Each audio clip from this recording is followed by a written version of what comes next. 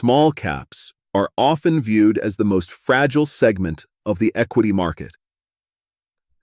That is precisely why internal confirmation matters. In the Russell 2000, the current rally is not being driven by a narrow group of stocks or short-term speculative bursts. The underlying volume structure continues to point toward broad participation and sustained buying pressure.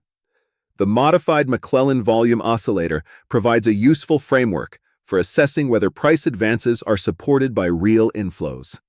By comparing short and long-term momentum in advancing versus declining volume, the indicator highlights whether demand is strengthening beneath the surface.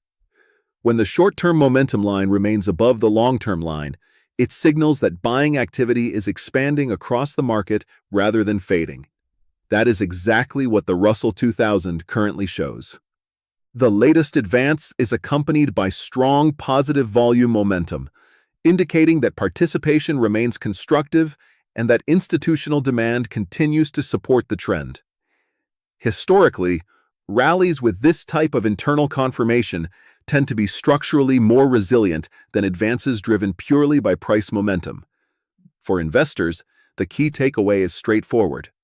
Price alone never tells the full story. Volume momentum provides an additional layer of confirmation that helps distinguish between fragile rebounds and advances supported by healthy market participation.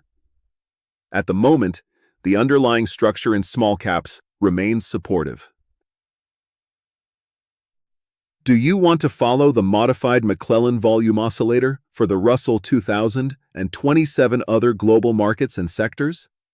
Check out our research at WallStreetCourier.com and make sure to follow our channel for more market insights.